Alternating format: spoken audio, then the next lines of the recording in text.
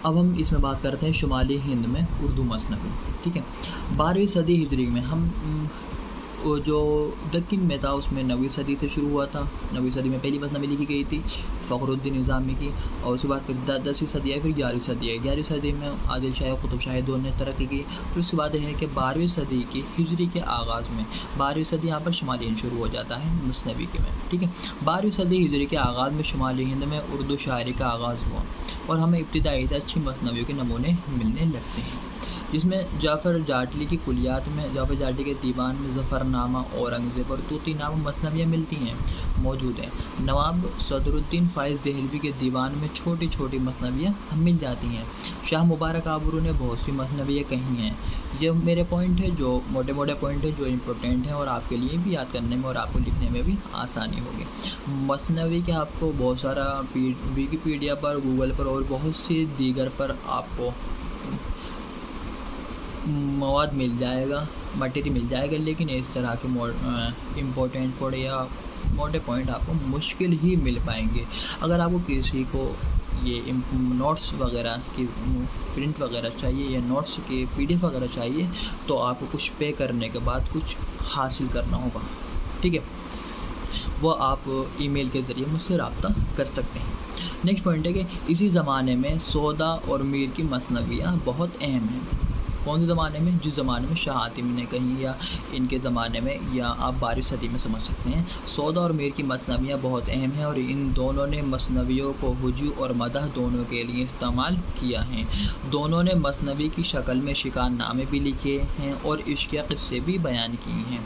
मीर और सौदा दोनों ने हुजूइया और मदहिया मसनवियाँ बहुत कामयाब लिखी हैं, लेकिन जहाँ तक इश्क़ मसनवियों का ताल्लुक़ है, अगरचे मीर की मसनवियाँ भी बहुत ज़्यादा कामयाब नहीं हैं, लेकिन सौदा की मसनवी से बहरहाल बेहतर हैं।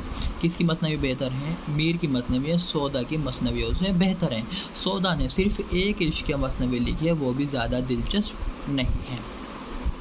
ठीक है, नेक्स्ट पॉइंट है कि ख्वाजा मीर दर्द के छोटे भाई मीर असर देहलवी की मसनवी कौन सी? ख्वाब व ख़याल है।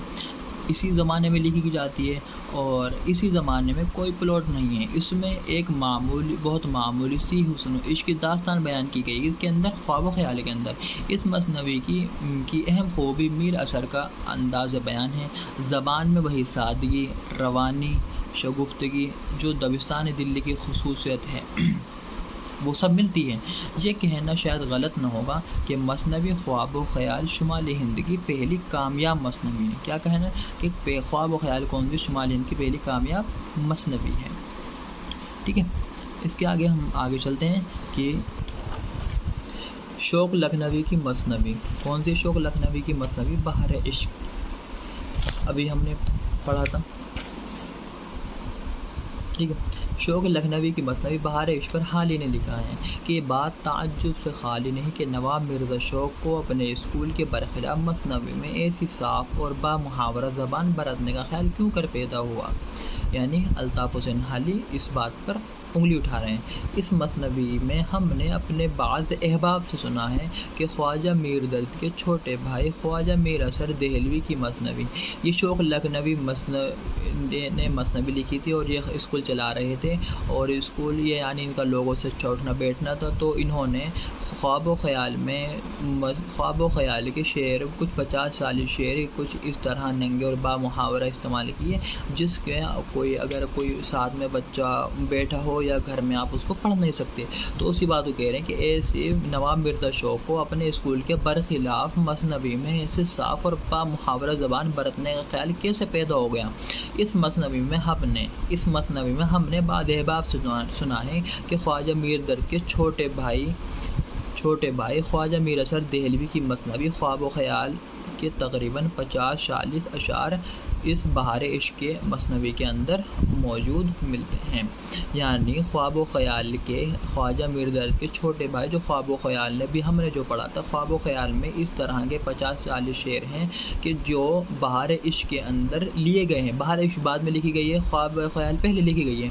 तो ख्वाब व ख़याल में बहार इश्क़ के अंदर ख्वाब व ख़याल के बहार इश्क़ के अंदर 50-40 शेर अशार इस तरह लिए गए हैं कि जो जो हमें अब अगर हम पढ़ रहे होंगे तो हमें शर्म आएगी, शर्मिंदगी महसूस पैदा होगी। नेक्स्ट पॉइंट है कि मालूम होता है कि शौक़ को, किसको, मिर्ज़ा शौक़ को, जिन्होंने बाद में मसनवी जो लिखी है, मिर्ज़ा शौक़ को ऐसी साफ़ ज़बान बरतने का ख्याल इस मसनवी को देखकर पैदा हुआ होगा। और चूँकि वो एक खुश तबा आदमी था, कौन, मिर्ज़ा शौक़, और बेगमात पर भी उसको अबूर हासिल था, क्योंकि मिर्ज़ा शौक़ लखनऊ के नवाबों में से थे, और बेगमात यानी औरतों पर भी इनको एक क्या बोलते हैं PhD कर रखी होती है, तो इन्होंने क्या कर रखे थे, इन्होंने बेगमात पर भी एक अबूर हासिल था। ये मसनवी दिल्ली के अंदर लिखी गई, लेकिन हर लिहाज से सबसे ज़्यादा कामयाब मसनवी लखनऊ की रही है। लेकिन ये शायद दिल्ली के अंदर लिखी गई हो, लेकिन ये लखनऊ की मसनवी मानी जाती है। अब नेक्स्ट है कि लखनऊ की मशहूर मसनवी यानी शुमाली हिंद की लखनऊ की मशहूर मसनवी सेहरुल बयान, ये बहुत मशहूर मसनवी है, ठीक है। सेहरुल बयान, और इसके मुसन्निफ मीर हसन है। ये उर्दू के मशहूर शायर मीर ग़ुलाम हुसैन ज़ाहिद के साहबजादे थे। किसके, मीर ग़ुलाम हुसैन के साहबजादे थे, कौन, मीर हसन, ठीक है।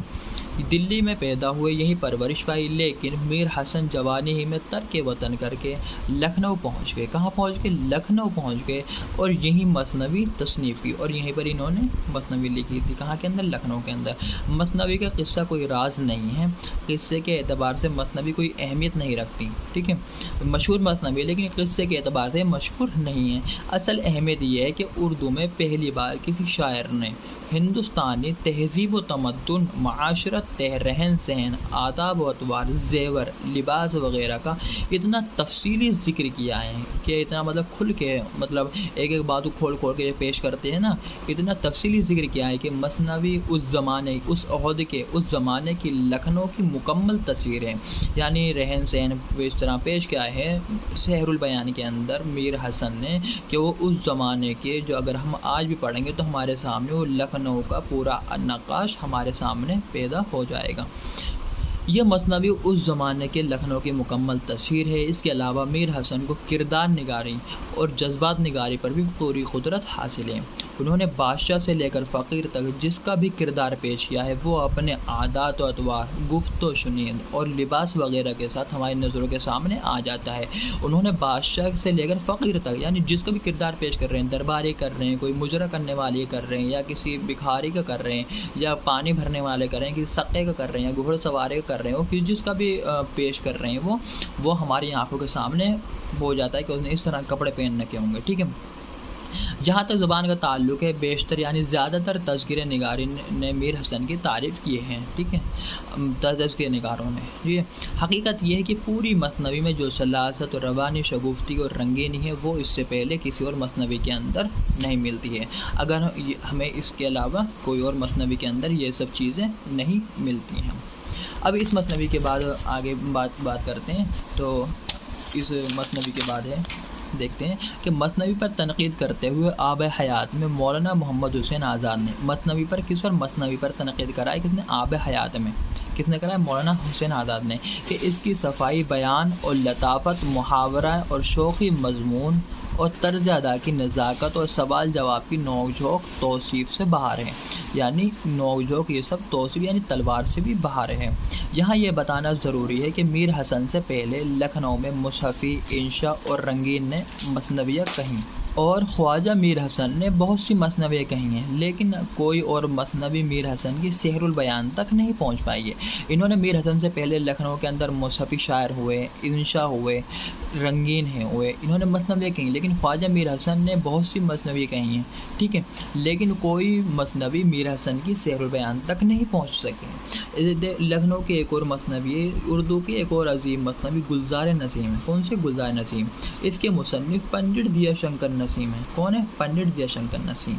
नसीम लखनऊ में पैदा हुए, यही तालीम और तरबियत पाई। बचपन से शेर व शायरी का क्या था, शौक़ था। होश संभाला तो ख्वाजा हैदर अली आतिश के शागिर्द हो गए। जिस तरह मीर हसन ने अपनी मसनवी की बुनियाद हिंदुस्तान की कदीम दास्तानों पर रखी थी, इसी तरह नसीम ने भी ऐसा ही क़िस्सा फ़ारसी लिया जो बहुत मशहूर था और उर्दू में पहले भी नज़म हो चुका था, ठीक है। इन्होंने क्या करा, इन्होंने किसी क़िस्से को उठाया और उसके अंदर इन्होंने क्या करा था, उस क़िस्से को उठाकर अपने जिस नज़म की तरतीब दे दिया, ठीक है। इस मसनवी में वो तमाम ख़राबियाँ हैं जो शेरुल बयान में हैं। अलबत्ता दोनों की ज़ुबानों में ज़मीन और आसमान का फ़र्क है। किसके अंदर? शेरुल बयान के अंदर और गुलज़ार नसीम के अंदर ज़बानों का फ़र्क है। यही वजह है कि मीर हसन दिल्ली के रहने वाले थे। उनकी ज़बान सीधी सादी साफ़ और शस्ता व रफ्ता थी। इसके बरअक्स नसीम ने जो ज़बान इस्तेमाल की है उसमें रियायत लफ्ज़ी का पूरा ख्याल रखा गया है, यानी आदाब व यानी लखनऊ वाली, क्योंकि लखनऊ से पैदा हुए थे। लखनऊ तकल्लुफ़ात सिवा अल्फाज इस मसनवी की खुसूसियत, यानी अल्फाज इस मसनवी की, कौन सी मसनवी की? गुलज़ार नसीम की क्या है? खुसूसियत है। इसलिए हमें तस्लीम करना पड़ेगा, यानी हमें मानना पड़ेगा कि मसनवी शेरुल बयान दबिस्तान दिल्ली और गुलज़ार नसीम दबिस्तान लखनऊ की नुमाइंदा मसनवियाँ हैं।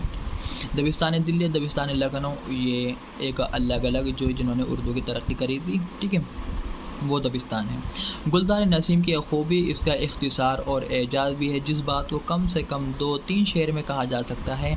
नसीम, पंडित दयाशंकर नसीम ने उसी को एक शेर में कह देते हैं, ठीक है। हमने अभी इसके बारे में बात करी है, गुलज़ार नसीम के बारे में। इससे पहले हमने बात करी थी शेरुल बयान के बारे में। उससे पहले हमने बात करी थी ख्वाजा मीर दर्द के छोटे भाई ख्वाब ख्याली के बारे में। अब हम बात करेंगे शौक़ लखनवी की मसनवी की। इसी ज़माने में शौक़ लखनवी मसनवी लिखी। ये भी नसीम की तरह ख्वाजा हैदर अली के शागिर्द थे। यूँ तो इन्होंने 5-6 मसनवियाँ लिखी हैं। कहीं कहीं इनकी 3 भी मसनवी बताई जाती हैं, कहीं कहीं 4 बात, कहीं कहीं 5, ठीक है। लेकिन मसनवी बहार इश्क और मसनवी ज़हर इश्क की जो शोहरत हासिल हुई है, हकीकत यह है कि इन दोनों मसनवियों ने मिर्ज़ा शौक़ को, यानी मिर्ज़ा शौक़ लखनवी को तारीख़ अदब उर्दू में ज़िंदा जावेद बना दिया है। किन दोनों? एक मसनवी ज़हर इश्क ने और मसनवी बहार इश्क ने, ठीक है। आगे बढ़ते हैं कि हमने शुमाली हिंद की मसनवियों में ख्वाब ख्याल, यानी हमने अभी जो पढ़ी थी पहले ख्वाजा मीर दर्द के छोटे भाई की, शेरुल बयान यानी मीर हसन की, ठीक है, जो दिल्ली के अंदर पैदा हुए, दिल्ली के अंदर पले बड़े, लेकिन लखनऊ के अंदर इन्होंने मसनवी लिखी थी, जिनकी मसनवी जो मशहूर हुई थी।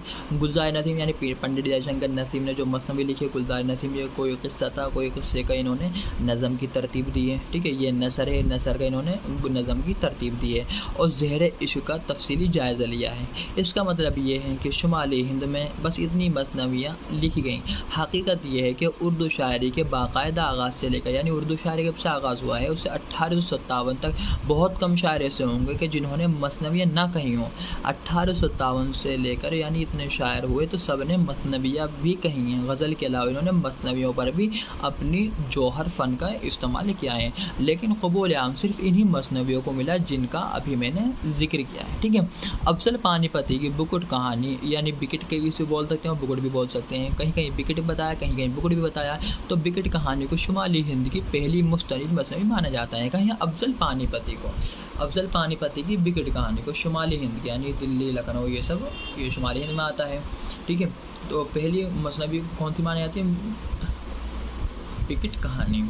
शुमाली हिंद में लिखी गई चंद मसनवियाँ, यानी और भी हैं, इसके अलावा जो मशहूर मारूफ जो हैं वो यही हैं। बिकट कहानी अफजल पानीपती की है, ठीक है। दर्दनामा और ख्वाबनामा किसकी है? महबूब आलम की है। ख्वाब ख्याल किसकी है? ख्वाजा मीर असर देहलवी की है, ठीक है। गुलज़ार नसीम किसकी है? दयाशंकर नसीम की है। ज़हर इश्क किसकी है? मिर्ज़ा शौक़ लखनवी की है। और एक यहाँ पर मसनवी शेरुल बयान रहेगी, शेरुल बयान किसकी है? मीर हसन की है, ठीक है। और अगर आपको ये वीडियो अच्छी लगी हो तो इसको लाइक करें और कमेंट करें, और अगर इसके अंदर कोई भी पॉइंट आपको मिस दे रहा है कि हमें इस पॉइंट ये होना चाहिए तो वो मुझे भी बताएं और ख़ुद भी उसको तफसील से नोट कर लें। और अगर किसी को ये नोट्स वगैरह चाहिए तो फिर वही कि आपको ईमेल पर मुझसे रब्ता कर लें, आपको कुछ पे करना पड़ेगा, उसके बाद फिर आपको नोट्स मिलेंगे। और आगे की बात ये है कि अगर हमारे यहाँ उर्दू की क्लासेस भी मिलती हैं, कि अगर किसी को उर्दू से रिलेटेड या उर्दू के अपने स्कूल से अपने रिलेटिव सब क्लासेस करनी है तो वो हमसे ईमेल के ज़रिए रब्ता कर सकता है, ठीक है।